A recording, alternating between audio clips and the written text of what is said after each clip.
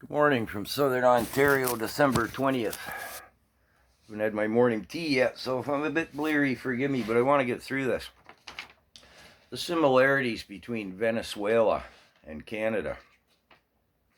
Now, before I kind of dive into it, when I do my homework, I call it, on something like this, I always at least three sources to see, who's got the straight skinny, so to speak. And then with something like this, I always go to Wikipedia last. Kind of like if I was going to research the Kajibs, I might go to Dr. Robert Malone, Dr. Byram Brittle, and then Dr. Tam, the equivalent of Wikipedia. Yeah. So if you want to confirm any of this, don't go to Wikipedia. You won't even see any of it. Very condensed version here. Prior to February 2nd, 1999, when a fellow named Chavez was voted to the presidential position in Venezuela, they were having some troubles economically, the social unrest that goes with it, political corruption within the existing governmental structure, the usual stuff. So we start then in February 2nd, 99, with Chavez being elected. Largely under the guise of he was going to implement a lot of social programs to help out the struggling Venezuelans. They never call it a socialist dictatorship, do they? At least not right off the hop. So let's get to some of the similarities between Canada and Venezuela then. The election held the lowest voter turnout in Venezuelan history. 56% of the eligible voting population turned up. Canada's last snap election, 62% of eligible voters turned up. Can we see a similarity here? I think we can give that a big check mark, certainly. Before I forget, it took 3 years. He was elected in 99. In 2002, they disarmed the populace, and they didn't pay for them. We can give that a big check.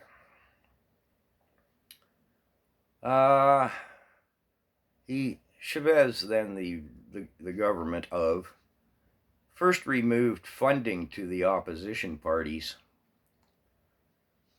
and then eliminated the opposition parties themselves. They're slowing down his agenda. You know what I mean? Kind of sound like the supply and confidence agreement here in Canada that negates our parliamentary democracy and truly gives Trudeau a dictatorship. Oh, we give that a double check mark.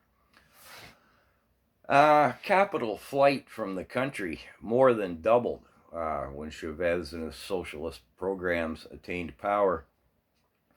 I mean, are the big oil companies going to build pipelines and refineries? I mean, they could see what was coming, right? So they just bailed out. Yeah, it's not much of a stretch to give that one a check here in Canada. What else? Oh, yeah. Chavez increased the presidential term from 5 years to 6 years. And previous to that, to him, there'd been only one term allowed that a president could sit, and then that's it. So he changed that. Oh, and I forgot, all along, prior to and in the early years, the media was largely sympathetic to the socialist, what would turn out to be a socialist dictatorship, of course. It is now a federal presidential republic. Executive power is exercised by the president. And I didn't quite cross-reference this one. I should have. I just noticed it when I was reviewing the notes this morning. If my math is right, then 99 to now is 13 years. I believe Chavez is still in power. That's what I didn't double check. Well, that would be 13 years, which would be more than 2 consecutive terms of 6 years, wouldn't it? And the long short of it is, Venezuela, once the third wealthiest nation in the world, is now considered it's level 4 do not travel tourism. I mean, you don't want to go there, right? Um, yeah. Oh, yeah. Well, I sort of forgot here early on, Chavez was going to be more open and transparent with less ethics violations than the government he was running against at the time. We forgot to check that one off. Yeah. Parallels and progression. Timeline runs about the same, doesn't it? But the whole thing is, I mean, the playbook didn't change. Didn't change from 1933, well, and even prior to that. So yeah, that's Venezuela and Canada. How you liking the new normal?